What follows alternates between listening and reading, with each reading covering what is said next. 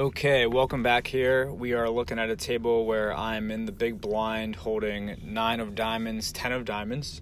Blinds are 2-4, and we'll see what happens here.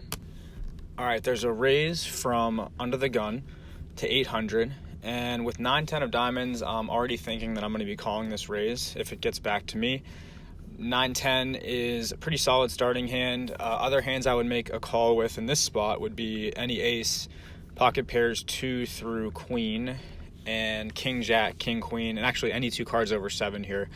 Reason being, I'm already committed to the pot, and we're going to widen our range a little bit from what the typical call behind hands would be.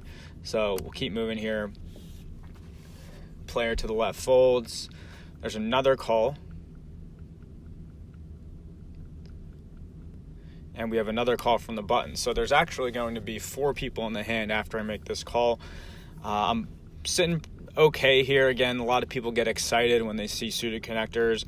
They really don't mean anything unless the flop helps out. Right now it's just 10 high, but it's nice having a lot of people in and a lot of money in the pot, because if you do hit a hand here, it's hard to kind of put you on, and you can win a big pot as a result. So I make the call for 400. And we move to the flop here. Okay, the flop is king of spades, 10 of hearts, 2 of clubs. And the action will start on me because I'm in the big blind. So just like in all the other videos we've done so far, I must qualify my hand as good, bad, or mediocre. What you'll see here is that I have a mediocre hand because I have second pair, so a pair of 10s. Other mediocre hands in our world would be any king, like pocket jacks, pocket queens, and any pair that is one below the king or a king itself. All right, we also have draws that are mediocre hands, open-ended straight draws, like it would be queen jack right here. An ace or a 9 would give us a straight in that case. And there are no other draws or flush draws that are mediocre. So I have a mediocre hand. Bad hands are pretty much everything else. Good hands would be like a set of 2s, a set of 10s, a set of kings, king 10, king 2, 10 2. All right, so now no matter what, with this flop, no matter what hand I have, I can put it into one of those 3 categories. We have a mediocre hand because it's second pair. So what we'll do is we'll check, trying to keep the pot small, knowing that we'll call 1 bet, and hopefully getting to the turn where we can get more information.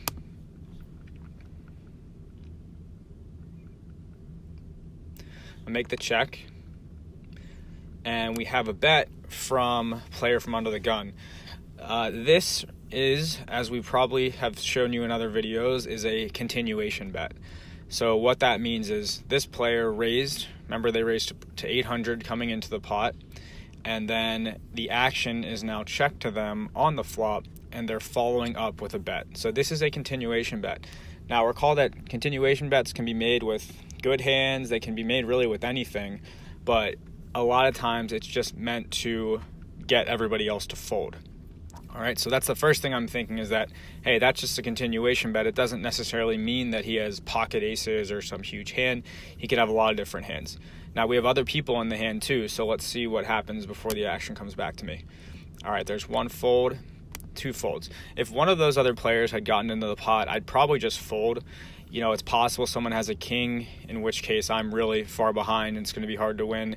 And it's just easier to play these mediocre hands that are not draws in a heads-up scenario. So both the other players fold, and I'm going to make the call as I just discussed here. Move to the turn. All right, the turn is the 8 of clubs. So just thinking about possible hands that he may have, you know, now any 2 clubs becomes a flush draw. A jack 9 becomes an open-ended straight draw. If he had a 10 or a 2 and for some reason had an 8, now he has 2 pair. So those are kind of the hands that are now beating me. But really, I'm going to get my information now based on what he does, not so much on that card, because it's not really a card that affects my hand too much. So what I'll be thinking here is, if he decides to make another bet, we'll call that the second bet at the poker model, then I fold mediocre hands like this. I don't need to be involved with such a big pot where I'm unsure. He may have the king, he may have a better hand, He may be bluffing, but I'd much rather keep the pot small, and when I see a second bet like that, fold and know that I'll be in a position later where I can actually take advantage of that second bet. So I already know right now that I'm going to make a check again.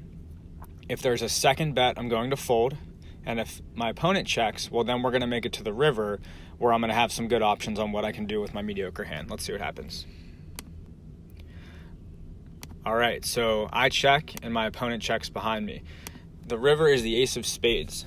Now, the action is on me, and an ace is a tough card because a lot of times people think, if someone's raising into a hand, they have an ace every time because an ace is a really high card. That's actually not the case. The more you see a card on the board, the less likely it is that people have it. So when an ace shows on the board, it's actually less likely that my opponent has an ace. It's certainly possible, but it's not something that I now want to just assume he has and just check and fold any bet. So coming back to what's great about hitting second pair and having this mediocre hand, now the action's on me. And with the blinds being 200, 400, we keep driving home this point that you want to keep your stack above the 20 big blind marker when you're involved in a hand. So you can see now that there's 5,200 in the pot. I have 10,100 in my stack. Blinds are 2-4. So the small stack threshold for me is 8,000 chips. So what I'm thinking right now in my head is, how can I figure out if I have the best hand right now or not without going under the 8,000 chip threshold? So with that thinking, I can make a river blocker bet. That's what this is. A river blocker bet is when I have a mediocre hand in this situation, I'm going to put enough chips out that it's going to be about 1/3 of the pot, but it's also going to keep my stack above 8,000 chips. If it's going to put me below 8,000 chips, then I shouldn't be in this situation at all. Now, what happens after the bet? Well, let's see. First, let me make the bet here. All right, so I made a bet of 1,600. You can see that I'm at 8,500. So if my opponent folds, I'm going to win a nice pot here. Mediocre hand, not really sure where I was the whole time, but it must have been good. I can tell you some hands that he might have had, but there are a lot of them, especially if he's folding here, that would be in his range. If he raises me, what I do is I assume that means I have a really good hand, I'm beating you. So if he goes all in here, I have to assume I'm beat. It's a very tough spot. It's a hard pill to swallow. It makes me feel like, I have a short stack and I don't really know what happened. But the point here is it's much easier for him to just make a huge bet if I had checked here than to go over the top of my bet and make that play as a bluff. So it will happen to you. You'll get bluffed here. People are going to go all in over the top of you and show a bluff and, stick their tongue out at you. But what you do is you say, look, I'm still over 20 big blinds. That was a tough spot to be in. And I really found out that in most cases, that's not a bluff. That's a hand that I'm being dominated by. So you have to make that fold. But another scenario that can happen is they can just call. So maybe he picked something up. Maybe he did have a king and he'll call and you lose. That's fine. Again, you're over 20 big blinds and you had a hand where you had second best hand, but you couldn't just fold. So when they just call, you'll find sometimes you're winning, sometimes you're losing. But again, the recurring theme here is you will never go below 20 big blinds. You will always have control over yourself and how many chips you're putting in, and you won't have to have that terrible feeling of guessing what's going on. So same idea. I made my bet to 1,600. If he folds, I win. If he raises over the top, I'm very quickly able to say, look, he's probably got me beat. I'm going to fold. And if he calls, I may be ahead, maybe behind, but I'll at least know, and then we'll flip our cards over. Let's see what happens. All right, so my opponent made the call, and you can see here that I have the best hand. So he made a raise in the pre-flop situation. He made a continuation bet on the flop with nothing, like we kind of predicted.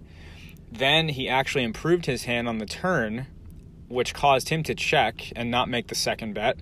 And then on the river, my river blocker bet, which kept me safe and over the 20 big blind threshold, it was small enough and he had a big enough stack and he could justify making the call. He makes the call with 8-7. I win a nice pot with, again, just a mediocre hand without having to be at risk, without really having to question what I'm doing. And again, just a good example of how to use take a mediocre hand like second pair, use a river blocker bet, win a nice pot, and move on to the next hand.